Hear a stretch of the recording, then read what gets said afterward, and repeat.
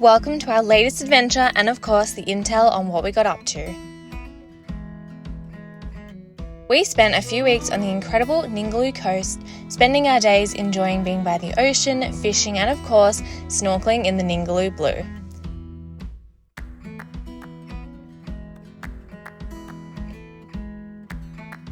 We also put the van to the test in the sand, crossed Yardie Creek and headed to the beautiful Winderabandi Point. What we intended to be a 4-day camp ended up being 3 weeks, and I'm sure you can see why.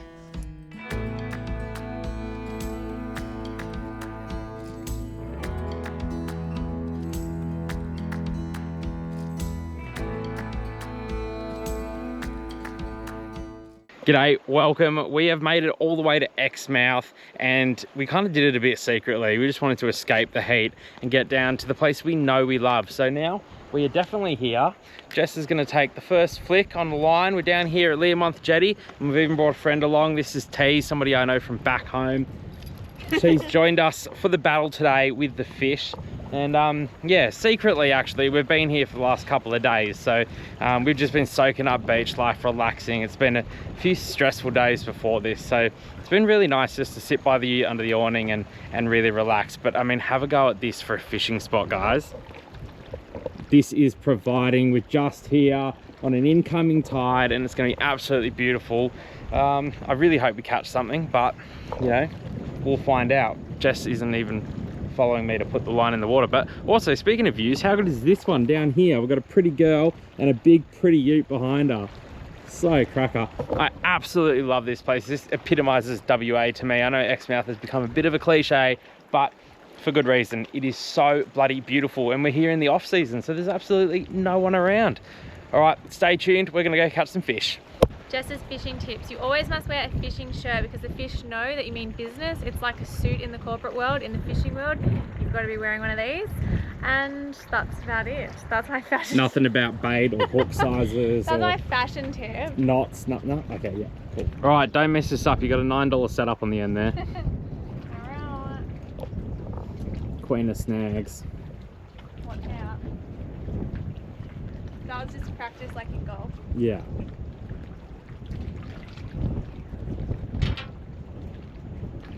Still on there. Still on there.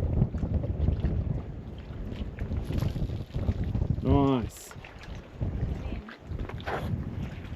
Jess is afraid of snags, but I'm trying to convince her to cast into these little structures here because I reckon there'll be something. I just can't get it with the ute up there and then we're fishing here. Life's bloody good until I drop the GoPro in the water like I almost just did. Anyway, here we go. Oh, sorry, I'm in trouble. Yeah, you didn't quite get the memo on the casting into the structures, did you? What? Okay, we're gonna have a quick Soldiers 5 on fishing and then we'll meet you back here.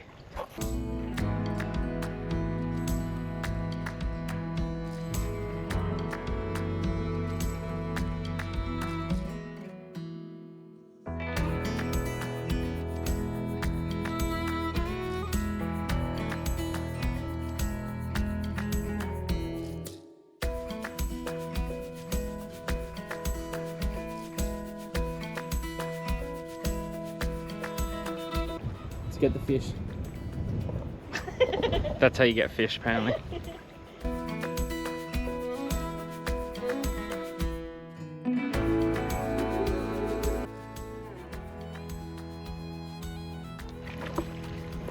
Oh! Oh! Hey! Oh, it's so little. Little bubba. Looks like a little baby brim or something. Well, first catch of the day. Not much. But there's still hope. We'll chuck this buddy back there. It's way too small.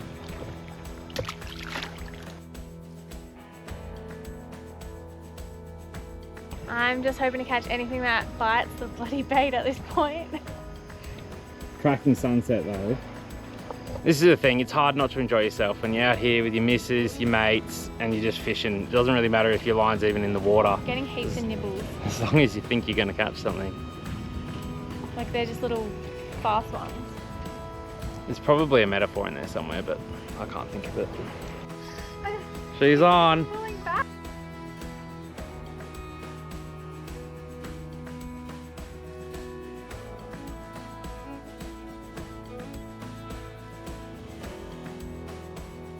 We've just gotten to Turquoise Bay Drift Snorkel. It's this beautiful little sort of, as its name suggests, drift. You just pop in the water at the far end and then let yourself go down with the current, and you can see some pretty cool wildlife. Last time we were here we saw a turtle, a whole bunch of different fish. We came here the other day and the wind was just like insane, completely like ruined the experience. So we're hoping that today it's a bit calmer. This time of the year the wind in Exmouth is pretty wild, so you are checking the wind forecast every day.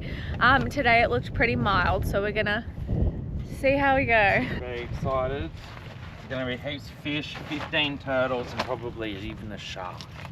These are our brand new spanking snorkel, brand spanking new snorkel. Still got a price tag on it. If anyone has any tips, any females in particular have any tips on how to wear a snorkel mask and not rip out half the hair on your head, I would love to hear it. Rip my hair out every single time I take them off, like a big massive chunk. So I think if I lived in Exmouth, I may be bald by the end of the season.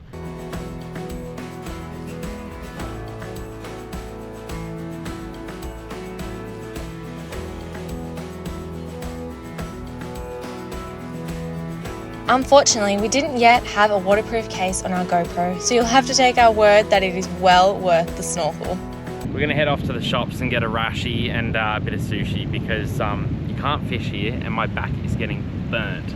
Hello guys, you find me in the back of the ute because I'm currently going through everything. We just did a big shop actually in Exmouth town to buy a bunch of stuff like new sand pegs, some exciting toilet chemicals, new fishing rod, things like that. But I also bought something that I'm excited about. So I was only complaining this morning about how much my hair was being ripped out by this little devil, and if you've got long hair then you know what I'm talking about. If it's not ripping out your hair from the sides, it's ripping it out from the front where this band sits. So I went into one of the stores and everyone here is so helpful. She put it on my snorkel for me. She even did like a snorkel fit and everything. This, how cute is it? It's pink. Is going to hopefully save my hair. She was saying that she actually buzz cut her hair because she was so annoyed by it every time she went diving. So as you can probably tell, in my fishing shirt, we're about to go and wet a line, but I wanted to show you guys where we're staying here in Exmouth. It's no surprise, I don't always show the caravan parks because they're not all that exciting. They're usually much of a muchness, but it can be helpful if you're looking for recommendations on where to stay. And this one has been pretty good. This is RAC Exmouth and we've booked here for 7 days and they're just basing ourselves here while we run around in the ute.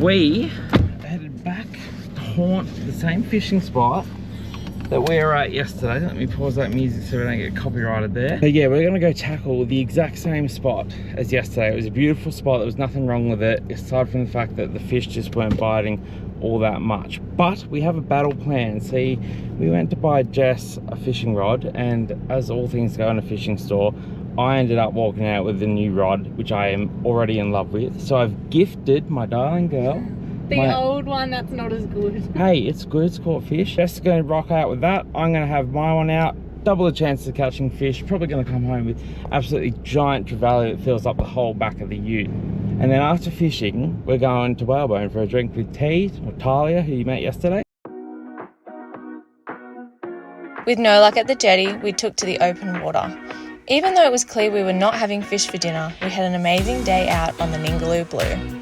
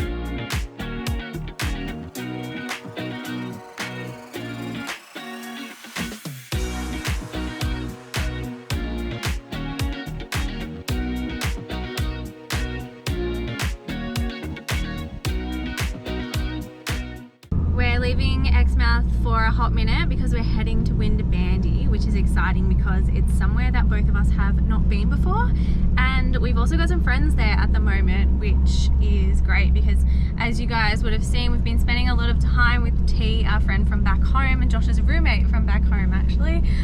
It's kind of rare that you run into people that you are so close with or know so well on the road, so we've been kind of making the most of that. Not that we don't enjoy each other's company, but when you're only socializing with each other, I mean, I felt like at one point my social skills were seriously lacking, so it's been really good to hang out with other people while we've been here. Speaking of the beach, she told them what you just found out. Oh yes, it was just on Facebook, and apparently there's a saltwater croc sighting, which is funny because when we got here I said to Josh, are we still in croc territory? There was a saltwater croc sighting, so they've done the right thing and closed off the beaches. At the moment, as you can see, we've just stopped the ute. We are about to stock up with about 2 weeks worth of food so that we can relax and eat. Relax and eat.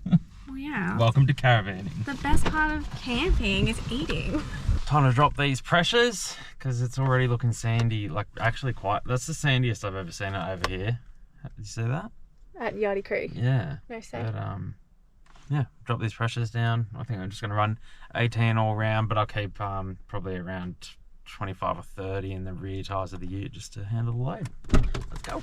This is the little sandy spot that Josh was just saying we've never seen it this sandy, and it's actually true. Last time we were here was only a couple months ago filming for Pat's show, and this is actually where we aired down, and it was like flat as. So it's looking a little bit lumpier today, but that's all right. We're lowering the pressures and we've driven sand before, we'll be right.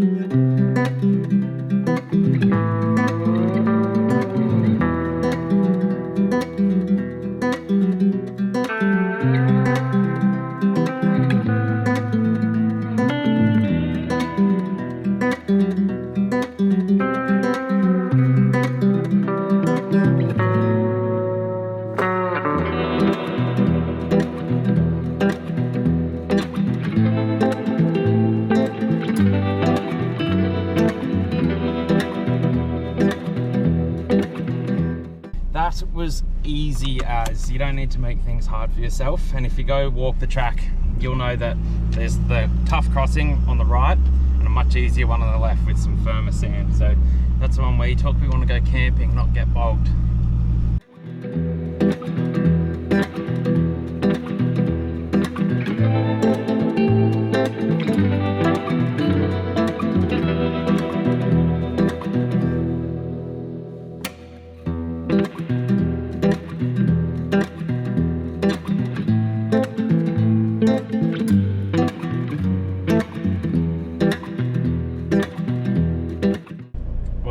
Sign says we're 16 k's out from Winderabandi, and the ute's going great guns. It's not even breaking a sweat. We've got an engine coolant temperature of 82, transmission temperature of 72. It's loving it.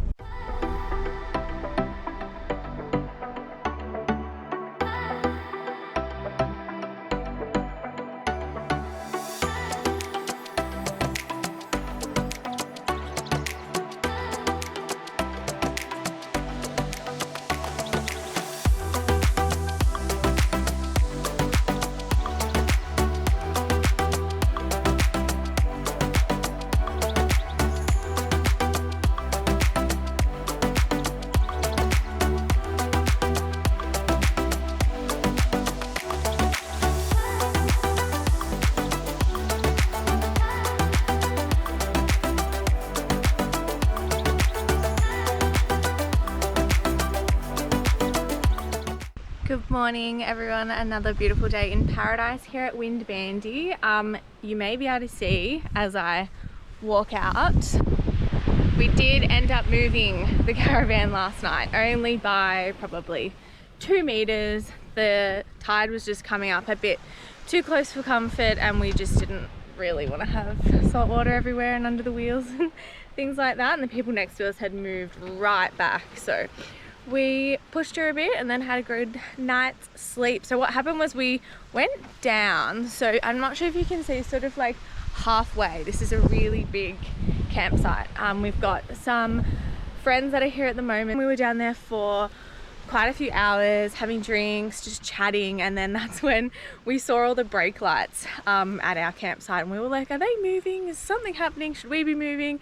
And we went down and checked on it, and because of the supermoon that we had last night, the tides were just a little bit crazy, but no harm done. Everyone's fine this morning. No one's floating in the sea, and we are gonna have another awesome day. I just went in for a quick little dip, like just up to my knees, having my coffee, and there are turtles popping up everywhere. I did not realize that turtles, like this many turtles, come in this shallow. So the first one I saw, I was like, oh my God. And now I'm like, wow, that's like the 50th turtle I've seen in 2 days.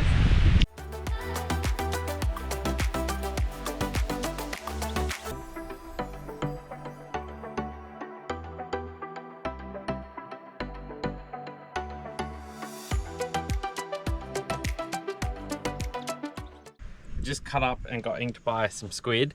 I'm gonna go chase some spangos out here. I'm not sure if they'll be on the bite right at the moment, but I know they're out here and I know we can get them, so that's the plan. Get them for dinner, otherwise we've got some lamb as backup, which Jess would be probably happier with anyway.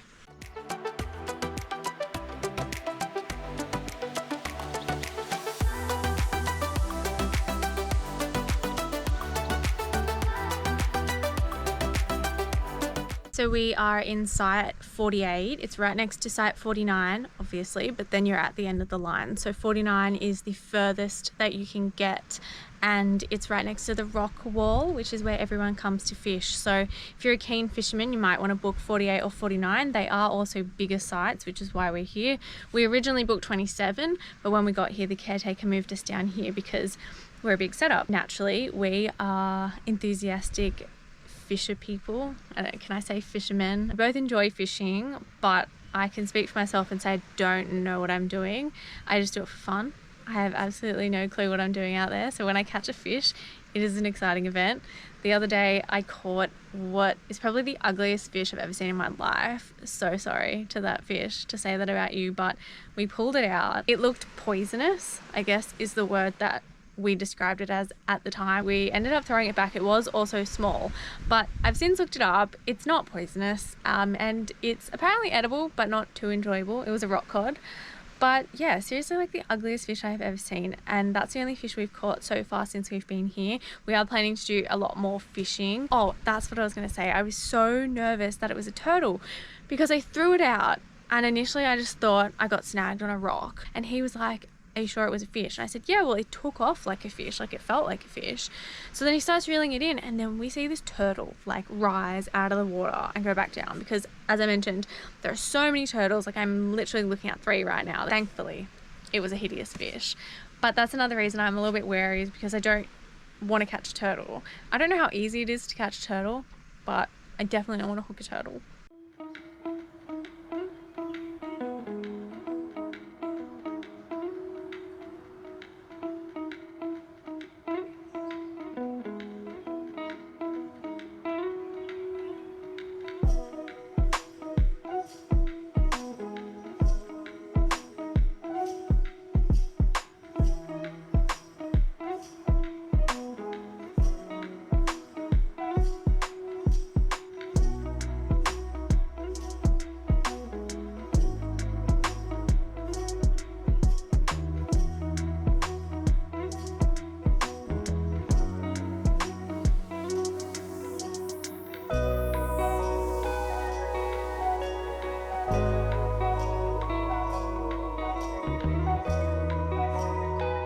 Our friends, just a few campsites up from us here at Winderabandi Point, have a boat, and they've offered to take us out snorkeling today, so we are super excited. Josh is just scrambling to get a bunch of work done. It is a Sunday, by the way. Incredible work ethic.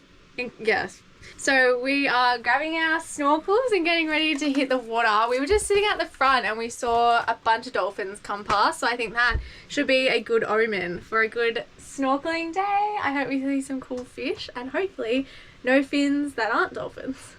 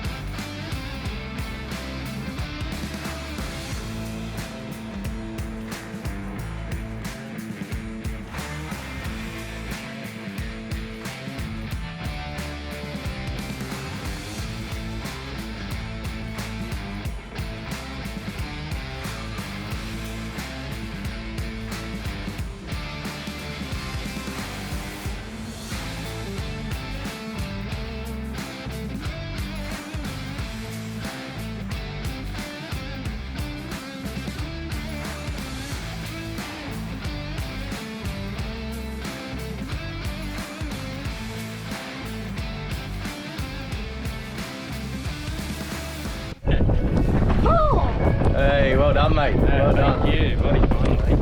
That's massive. Yeah, that's a good one. Well done. Good morning. We are having yet another beautiful day here at Winderabandi. I'm currently on the laptop doing some work. Of course, having my first coffee of the day.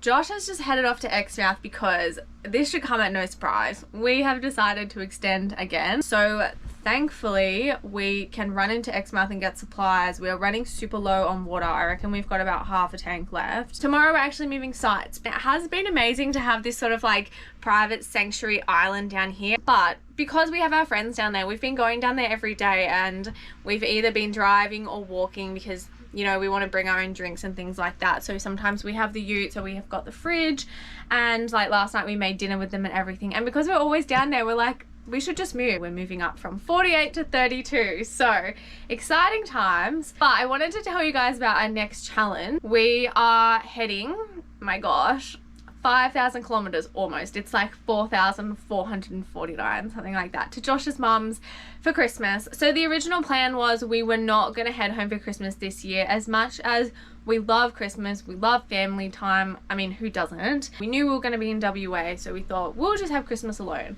But Josh's sister lives in Scotland and she's come over to Australia for the first time in 3 years. So of course we have to go there and see her. Because we're going to be in Vic, I'm going to fly home to Sydney and I'm going to see all my friends and family, which is super exciting that I get to celebrate Christmas with my siblings. Never think that you're going to miss your siblings, but I definitely do. So it will be a really good, happy time, but it is a big challenge. We've got to get 5,000 kilometers as quickly as we can.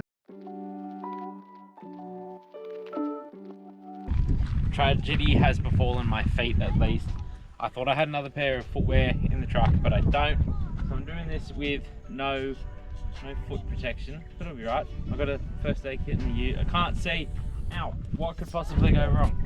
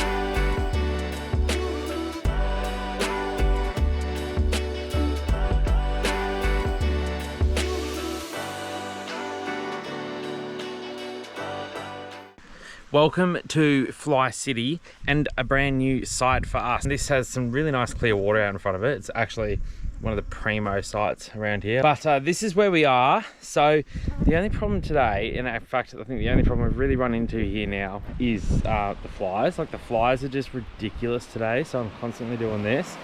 And that's just because of the way the wind's going. But that's the first time that's really happened since we've been here, and we've been here a long time. I would honestly move here and just do supply runs into Exmouth, live out of the van full time and never move it. I could do it here, I reckon.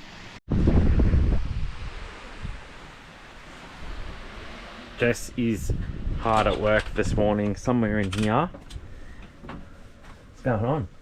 I'm just getting a few hours of work done before I get to play outside. Jess and I have been getting a bit sick of the clear white light that comes out, just attracting bugs on the outside of the van, although it's great for other things. So we've gone for a bit of a compromise. We left clear light on the awning, and then on the van we've made them orange. This is a tried and tested method by my mate Adam. So this is orange duct tape, just put over there, and then tied it up with a bit of a Stanley knife there, and it actually looks pretty good. I should be wrapping vehicles or something like that, I think. But this does work. This is nice orange light. It doesn't kill too much brightness. It just keeps bugs away, and it's much nicer on the eyes at night. So really happy with that. Plus I actually kind of like the way the orange pops. So these do wear out over time. So you will have to replace them sort of every, I don't know, 6 months or something. But that's a win. Cheaper than replacing a light too.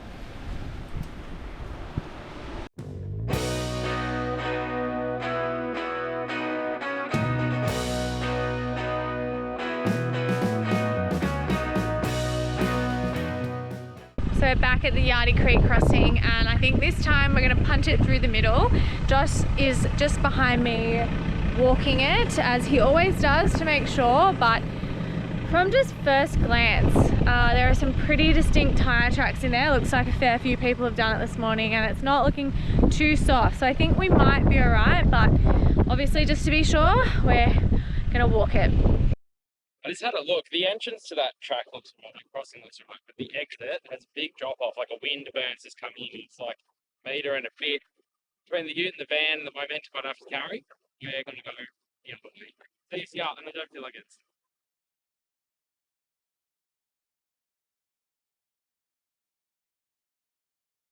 So we were just reflecting on our time at Winderabandi, as you do when you leave somewhere, but for us a bit unique because we had been there for a bit over 3 weeks. And been there a bunch of times before. At Winderabandi? Oh, north of Fry, south of Fry. Oh right, yeah, and obviously the last time we were there we didn't have the caravan, we were just in the rooftop tent. And you know, we love South Lefroy. That was somewhere that we really wanted to return to. And the initial plan was we were going to go to South Lefroy in the van, but we had friends at Winderabandi and we were just having such a good time. We stayed longer, but we were talking about the fact that there's just no way we would have stayed 3 weeks with a rooftop tent. And for a few reasons. Wind. The wind was bad. So, I mean, Exmouth is kind of known for having bad wind this time of year. And we were pretty lucky. We probably only had in total maybe like 5 days of really bad wind, but those 5 days would have been enough to send you home because, you know, in a rooftop tent, there's nowhere to shelter from it, there's nowhere to hide, you're out in the elements, you're getting whacked with sand, and you don't want to sit in the tent all day. Whereas with the caravan, you don't feel so bad sitting in the caravan because you're walking around, you can watch TV, you can read a book, you can work, and we had, you know, all the luxury that we needed to stay off grid. And yeah, we compared a lot to when we traveled in a rooftop tent, because as easy as it is to just, you know, pull up a tent, put it back down, as opposed to towing, it really is just so worth having the van. Like, we're so stoked that we converted to caravan. Do you know what it does? It lets you ride out the bad weather or the bad time and gives you the ability to stay, to enjoy it when it gets good again. Which you just can't do. You know, like if you had bad weather in a rooftop tent, you know, you're risking it. Like, if it was raining, you're risking it all getting, but you know, when everyone's been there, when it gets soggy on the inside, then you got to get to dry land and like really dry everything out. It takes you out of where you are. Yeah, for sure. I mean, that wind would have sent you home for sure, but we got to ride it out and play board games and yeah, experience all that Winderabandi had to offer. Just so glad we're caravan people now.